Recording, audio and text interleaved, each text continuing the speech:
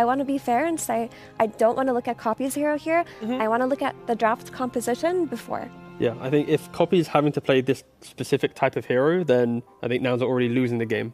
So I hope in the next draft they can set up the blocks a bit better, because Copy, you want him to have a little bit of freedom, where it's like, what do you want to play? Like, is it your Shaker game? Is it your Queen of Pain game? Like, is it your Storm, like the Playmaker game? Like, what can you do to just do something? And I think if you are trying to fill this void that Effie's mentioning, then you've kind of put your, potentially star player into a very, very poor position.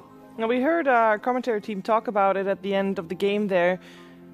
Is this just a really bad style matchup for Nouns' playstyle versus BB Team's playstyle, Lacoste? It could be. Sometimes you have, one of the arch nemesis. We've seen Gaming Gladiators against Team Liquid 2023, 2024 as well, that these are just not well-matched teams when it comes down to styles. And I think the same can be said here as well. Nouns, I said it coming into the series that they got figured out slightly. They've been relatively predictable. They try to make something new happen in Game 3 yesterday when they played.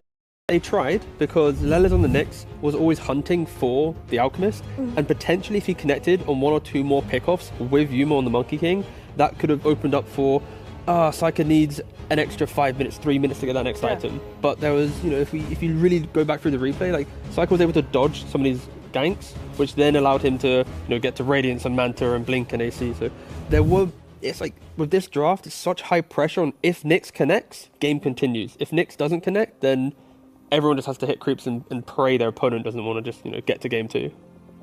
Yeah, I guess you could make a case for if they were able to dodge BB's initial takeover of their map around minute 21 near their Tormentor. Yeah. If they dodged that and they didn't take any engagements until Yuma got his BKB, then maybe they would have had a shot, because they would have been able to fight back before Invoker had a BKB. But it's impossible to know where your enemies are at all times, and it's impossible to dodge every gank. And you have to account for the enemies making a move on you and killing you a couple of times in that mid-game, and what is your failsafe? What's your plan after that? Unfortunately, it feels like in that state, 20 to 30, BB executed their draft perfectly, and they didn't really give Nouns a window to come back into the game at that point. I also wonder, we see here GPK stat, as mentioned, he had a fantastic game, Lacoste. We knew he was going to be the one playing Invoker. We have had Nouns with the privilege of counterpicking that mid lane. They went for Razor, they put Copy on that Razor in the mid lane against the Invoker. Could they have had a different, like a hindsight, could they have gone for a different hero that could have done a better job?